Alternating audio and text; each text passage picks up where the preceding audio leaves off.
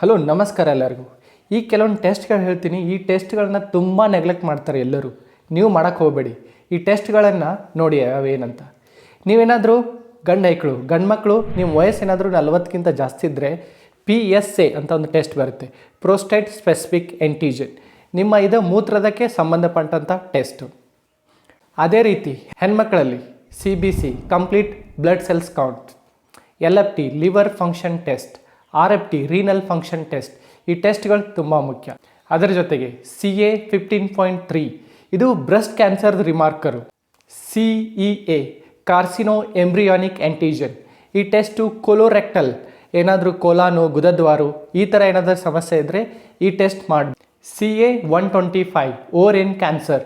ಈ ಎಲ್ಲ ಟೆಸ್ಟ್ಗಳು 50ರಿಂದ 60 ರೂಪಾಯಿ ಆಗುತ್ತೆ. ಇದನ್ನು ನೆಗ್ಲೆಕ್ಟ್ ಮಾಡ್ಕೋತ ಕೂಡಬಾರ್ದು. ಕೆಲವೊಂದು ಡಾಕ್ಟ್ರುಗಳು ಎಲ್ಲ ಸಿಮ್ಟಮ್ ಇಲ್ಲ, ಯಾಕೆ ಬರೋದು ಅಂತ ಹೇಳ್ತಾರೆ. ಬಟ್ ಅರ್ಲಿ ಡಿಟೆಕ್ಷನ್ ತುಂಬ ಮುಖ್ಯ ಇರುತ್ತೆ. ಈ ಟೆಸ್ಟ್ಗಳನ್ನು ಮಾಡೋದ್ರಿಂದ ತುಂಬ ನಾವು ಬೇಗವಾಗಿ ಈ ಕ್ಯಾನ್ಸರನ್ನು ಡಿಟೆಕ್ಟ್ ಮಾಡ್ಬೋದು.